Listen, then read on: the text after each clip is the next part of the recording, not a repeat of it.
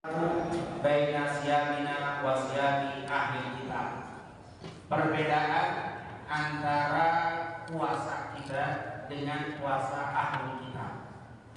Karena apa? Karena memang puasa ini bukan hanya umat Nabi yang pertama melakukannya, tetapi sebelum Nabi Muhammad umat semua juga ada kewajiban berpuasa.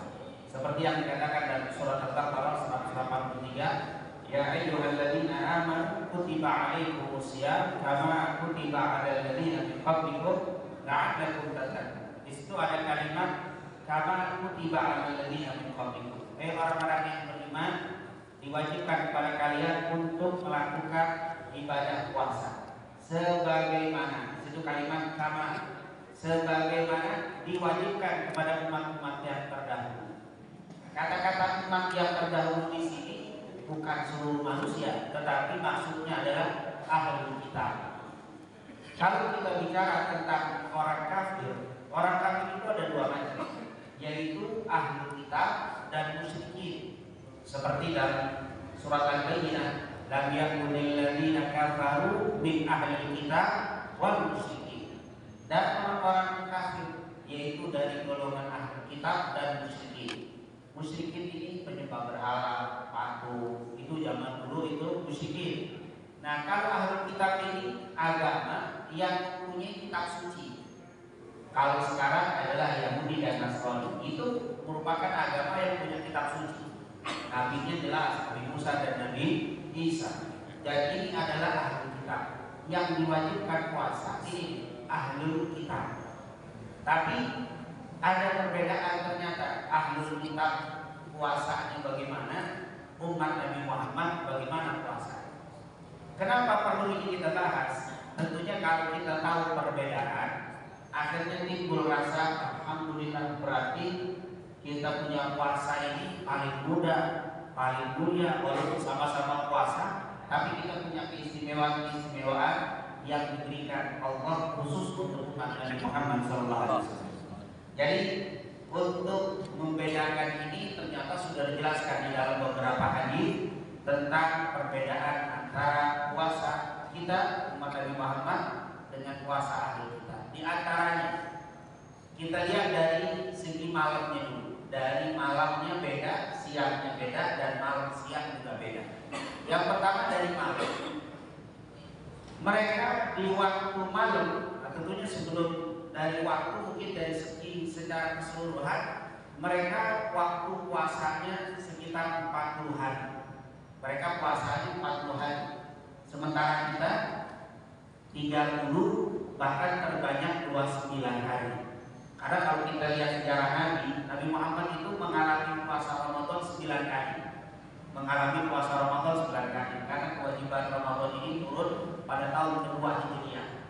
Jadi tahun kedua Hijriah baru ada syariat puasa Ramadan 9 tahun 30 hari hanya sekali. Jadi zaman Rasul hanya lebih banyak 29 daripada 30. Tapi kalau kita bagaimana? Jangan patokan 29, kita patokannya Rasul bilang sumu liruyati wa aftiru liruyati. Puasa kaya ketika dia ru'yah dan berbuka artinya lebaran dia ru'yah. Jadi kita menunggu pengumuman dulu ru'yahnya yang ditetapkan oleh MUI, kita lihat kapan itu yang kita ikuti. Dan kata tidak boleh kita mengikuti Saudi. Kadang-kadang kita pokoknya saya ikut Saudi aja. Saudi lebarannya Kamis, saya ikut Kamis. Salah. Kita punya ru'yah sendiri. Tidak ada anjuran dari empat mazhab nyuruh melihat ru'yah negeri orang. Di mana kita tinggal, disitulah kita pegang ru'yah kita. Seperti ada kita sholat ikuti waktu Jakarta. Tidak boleh ada ikuti waktu Bandung kurang 5 menit dan kenapa tinggal di sini dia ikuti waktu di sini. Nah, ini pendapat yang terbanyak. Kecuali ada permasalahan yang tidak mungkin, maka itu lain lagi, tapi sangat memungkinkan. Nah, karena ini kadang-kadang kan di awal Ramadan kemarin alhamdulillah aman, di akhir kadang-kadang terjadi mau lebaran duluan. Yang penting 29 sampai 30, lebih dari 30 maka salah, kurang dari 29 berarti salah. Saya khawatir kalau Ramadan yang ikut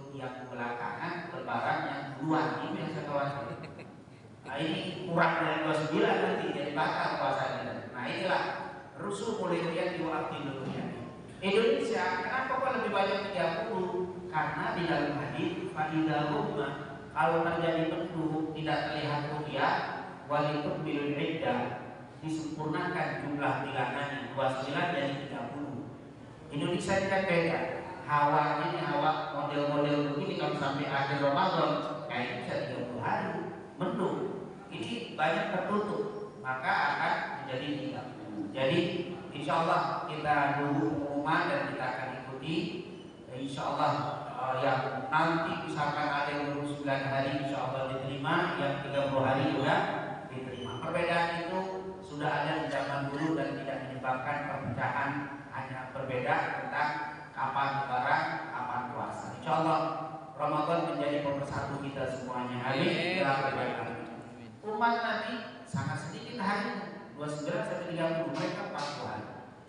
Dari mulai puasa jadi malam hari, mereka kalau sudah tidur malam hari tidur itulah mulai puasa. Jadi kalau mereka jam 9 misalkan jam 9 malam tidur, berarti dari jam 9 sampai maghrib. Jadi kapan dia tidur dimulai. Kalau kita kan enggak, kapan masuk waktu subuh. Jam terawih jam 8 setengah 9 capek tidur, bangun jam 10 ngopi boleh. Zaman dulu udah nggak boleh, kalau dia tidur nggak bangun nggak bisa ngopi lagi, udah mulai puasa. Jam 10 bangun ngopi, capek tidur lagi. Jam 12 bangun kolak lagi, boleh. Tidur lagi jam 4 nasi goreng, boleh. Subhanallah, mudah sekali syariat Nabi Muhammad.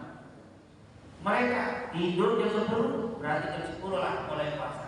Bangun sampai jam 3 coba, tetap walaupun belum subuh tidak boleh makan minum karena sudah dimulai dari apa? Dari waktu dia tidur. Jadi ini merupakan syariat yang sangat mudah sekali. Kita ini termasuk dimanjakan oleh Allah. Pahalanya besar, kerjaannya sedikitan. Masih saja tidak puasa. Makanya kata para ulama kebangetan dari umat Nabi Muhammad tidak puasa. Insya Allah umat Nabi Muhammad semua diberikan taufik hidayah bisa berpuasa. Amin. Dari segi malam lagi, mereka tidak ada sahur. Kenapa? Karena tadi tidur jam 10, bangun nggak boleh sahur. Walaupun bangun jam 12 tetap nggak boleh makan, berarti tidak ada sahur. Sementara kita disunahkan sahur. Makanya masalah sahur ini jangan dianggap masalah kuat dan tidak kuat. Karena ada mungkin, saya nggak pakai sahur lah, insya Allah saya kuat. Salah, sahur itu bukan masalah kuat dan tidak kuat. Nabi apa kurang kuat? Nabi Muhammad itu kalau kita belajar sejarah, bagi yang dimuliakan Allah, semua Nabi itu kuat. Semua Nabi itu badannya fisiknya kuat. Nggak ada Nabi yang lekoi, Nabi yang lemes gitu, yang model dakwah masuk angin, luar malam kerokan, nggak ada. Nabi itu fisiknya kuat-kuat. Coba kita lihat Nabi Musa, pernah sekali waktu jalan ketemu dua orang yang berselisih, satu dari Bani Israel, satu dari Bani Kipti. Di berdebat sampai berselisih ribut, dilerai, didamaikan. Ternyata yang Bani Kipti protes karena merasa Bani dari Fir'aun tidak mau didamaikan. Mungkin dalam bahasa sekarang disuruh damaikan, akhirnya Nabi Musa mukul, kamu didamaikan, kamu dipukul, mati kalau itu pukulannya nggak pakai kuda-kuda itu. Kalau pakai kuda-kuda bukan mati lagi itu. Karena Nabi Musa fisiknya kuat. Waktu di Bukit Tursina goncang, semua orang pingsan, semua orang mati, dia tidak. Karena fisiknya para nabi kuat. Nabi Muhammad apalagi? Nabi Muhammad di perang Badar itu tanggal 17 Ramadan. Mulai perang sebenarnya akhir Sya'ban. Tapi masuk di pertempuran Ramadan. Semua kata para sahabat, kami semua tidak ada yang puasa, tidak ada yang panas di wilayah Badar.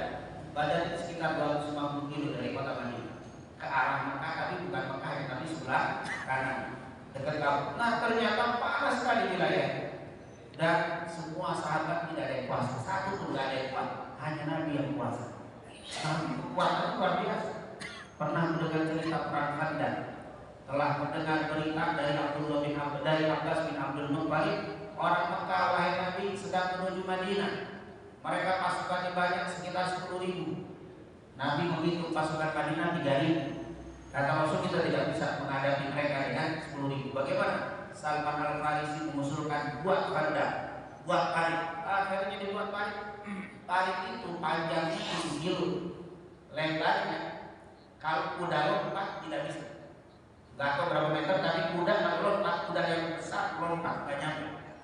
Kalau sudah jatuh ke bawah, kuda nggak bisa naik lagi. Berarti dalamnya lumayan lebarnya, cukup lebar, jarak 7 kilo. Untuk menggali ini biar bisa selesai 15 hari harus berubah.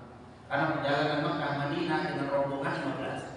Tapi kalau hanya 2-3 bisa seminggu. Sekarang 8 jam atau 5 jam pakai bis. Nikmat, masih ada yang tertentu naik bis dari Mekah Madinah. Itu kalau kita lihat sejarah luar biasa.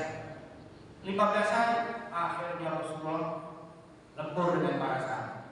Itu kata para sahabat, waktu kami menggali tarik khandaq, kalau ada batu yang kami pukul tidak pecah, karena peralatan zaman dulu tidak ada alat keruk yang seperti zaman sekarang. Yang kedua, Madinah beda dengan Palmerah tanahnya. Tanah Madinah itu batu, kalau dikerok itu batu. Oleh karena hikmah yang luar biasa di Timur Tengah, hujan jarang sekali. Karena sekali hujan terusnya banjir, karena tidak ada resapan. Dia batu. Maka bayangkan menggali batu yang luar biasa kerasnya dengan jarak sekian kilo, lebar sekian, dalam sekian, dalam waktu 15 hari dengan peralatan sederhana. Itulah mereka bekerja. Makanya dalam riwayat Abu Daud mereka menjamak sholat zuhur, asar, maghrib, isya dijamak terus karena untuk membuat ini agar cepat selesai. Maka dalam satu riwayat zuhur, asar, maghrib, isya pernah dijamak sama Nabi Muhammad.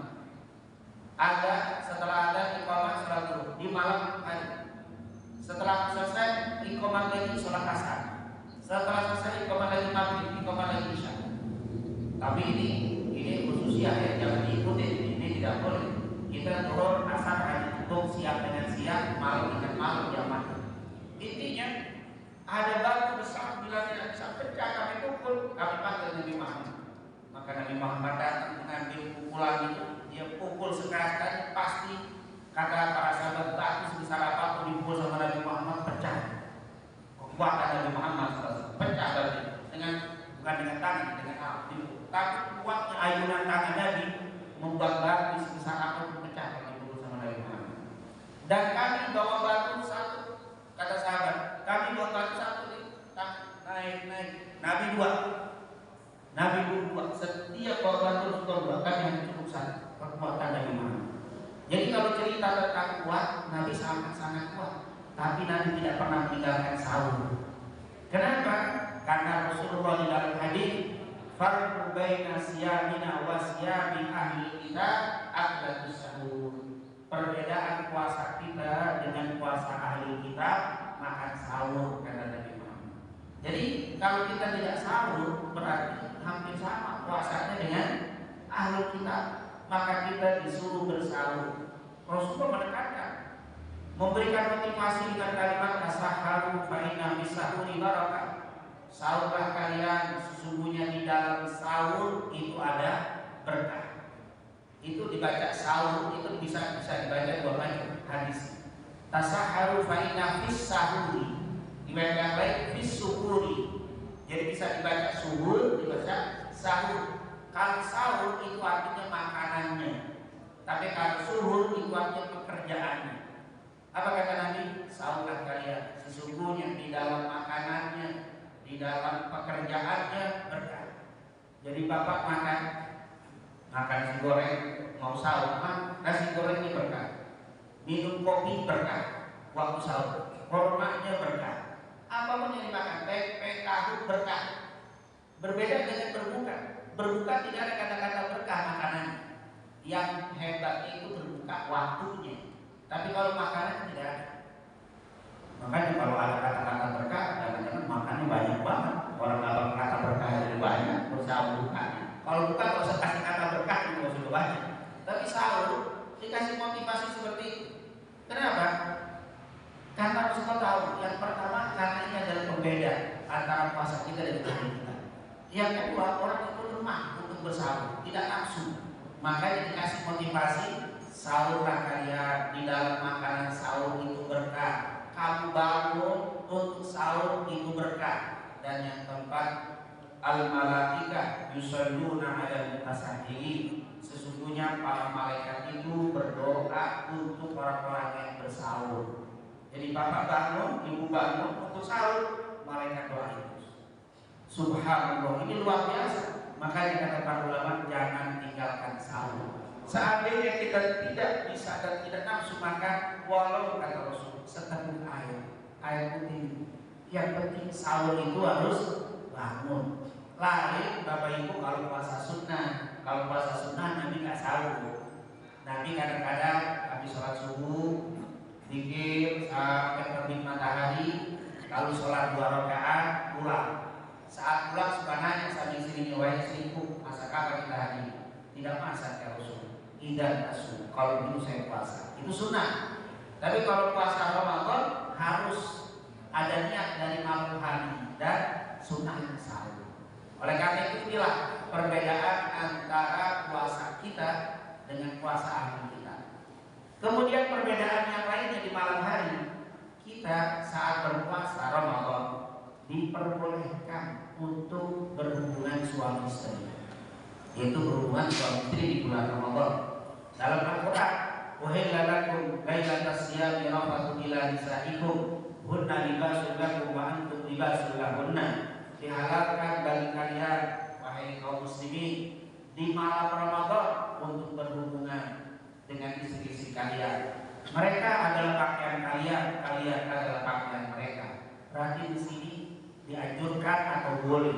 Bahkan sebagian ulama sunnah. Nabi hampir tiap malam di bulan Ramadan. Nanti di 10 terakhir baru Nabi tidak berhubungan sama sekali. Saat 10 terakhir Rasul tidak pernah berhubungan, tidak menggauli istrinya. Karena Rasul etika dari awal 10 pertama dan 10 terakhir sampai lebaran. Tapi dari tanggal 1 sampai 10 hampir tiap malam, kata Aisyah radhiyallahu anha. Jadi sunnah boleh, bahkan dianjurkan. Zaman dulu 40 hari nggak boleh sama sekali berhubungan. Umat terdahulu puasa malam dan siang, nggak bisa berhubungan sama sekali. Oleh karena itu, tetapi nanti ketika berhubungan, kata Aisyah, selalu Rasulullah sebelum waktu subuh sudah bersih. Artinya yang bagi yang berhubungan di waktu sebelum subuh, mandinya sebelum subuh. Pernah sekali dalam hadis Bukhari Muslim, kata Aisyah, Rasulullah dalam keadaan junub di waktu adzan subuh di bulan Ramadan. Pernah sekali, tetapi itu menunjukkan boleh. Tapi kebiasaan Nabi sebelum adzan subuh dia sudah mandi bersih. Nah intinya inilah karunia yang diberikan kepada umat Nabi Muhammad SAW.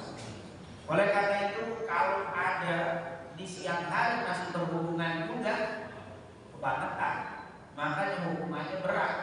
Berhubungan di siang hari, hukumannya berat. Puasa 2 bulan betul. Gak mampu bebasin budak, tidak mampu kasih nafkah orang miskin 60 orang. Kenapa? Karena malam boleh, siang masih juga kebablasan. Dulu kalau kamu tahu orang dulu siang dan malam tidak boleh. Nah inilah menunjukkan luar biasa keistimewaan puasa umat Nabi Muhammad Shallallahu Alaihi Wasallam. Selanjutnya ada qiyamul lail Ramadan, ada qiyamul lail. Umat dulu tidak ada qiyamul lail. Hadis riwayat Imam Bukhari Muslim dari Abu Hurairah, man qama Ramadan imanan wa ihtisaban ghufira lahu ma taqaddama min dhanbi. Kata Rasulullah SAW dari Abu Hurairah dari Bukhari Muslim, siapa yang menghidupkan malam Ramadan, di kalimat yang meraih Ramadan, menghidupkan malam Ramadan, para ulama menerjemahkan itu salat tarawih. Siapa yang menghidupkan malam Ramadan dengan mendirikan salat tarawih, ghufira lahu ma taqaddama min dhanbi, diampuni semua dosa-dosanya yang telah lalu. Ini hanya ada pada umat Nabi Muhammad. Umat terdahulu tidak ada qiyamul lail. Oleh karena itu Bapak Ibu yang dimuliakan Allah, sesibuk apapun kita di kantor kita, di kerjaan kita, jangan tinggalkan sholat tarawih. Karena tarawih ini adalah salah satu pembeda. Tarawih ini adalah menjadi kita itu istimewa. Kenapa? Karena tarawih hanya ada pada umat Nabi Muhammad SAW. dosa yang lalu dihapus. Para ulama berbeda pendapat. Dosa ini maksudnya terawih sampai akhir bulan, kita terawih dari awal Ramadan sampai akhir baru dihapus dosa, atau tiap malam setiap terawih, setiap malam hapus dosa. Besok terawih dosa lagi habis, nanti malam habis dosa yang lalu terus. Oleh karena itu kalau kita istiqomah terawih tidak putus, Idul Fitri kalau ibarat apa namanya batu api berseter, kalau ini mengkilatnya itu apa? Super, bukan hanya bersih tapi keluar. Kalau dari segi apa? Batik dari orang auranya nongol tuh, lebaran. Kenapa? Karena terawih tidak putus.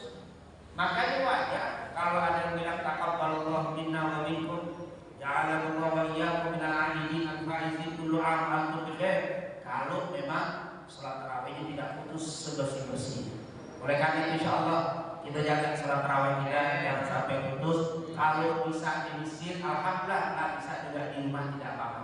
Karena salat tarawih itu sunnah bagi laki-laki, bagi perempuan berjamaah atau sendiri di masjid atau di rumah diperbolehkan. Saya tapi nggak hafal sholat tarawih aja itu nggak sebanyak itu nggak apa-apa. Itu kan variasi saja itu. Nggak usah, jadi jangan mikirin itu kan, karena gara-gara mikirin begitu-begituan akhirnya kita nggak terawih. Itu hanya untuk variasi biar ada jeda antara salam yang satu dengan takbir yang kedua. Itu hanya variasi saja. Makanya kita dapati berbeda-beda kalimat seperti ini. Nah inilah di siang hari yang lebih istimewa lagi, di malamnya yang tidak ada di umat terdahulu, ada yang namanya Lailatul Qadar. Ini ada zaman dulu. Karena Lailatul Qadar itu kan berkaitan dengan turunnya Al-Quran. Di zaman dulu ada Taurat, ada Injil, ada Zabur. Tidak ada Quran. Quran hanya ada pada Nabi Muhammad. Inna anzalnahu fi Lailatul Qadar. Lailatul Qadar hanya ada pada Al-Quran satu. Maka Lailatul Qadar hanya ada pada umat Nabi Muhammad SAW. Satu malam itu bukan sama dengan 1000 bulan. Kadang-kadang kita suka terjemahin Lailatul Qadar sama dengan 1000 bulan. Tidak ada kata-kata sama. Adanya khairun. Khairun itu artinya lebih baik. Lailatul Qadar khairun min alfi syahr, lebih baik. Kenapa kalau kata lebih baik?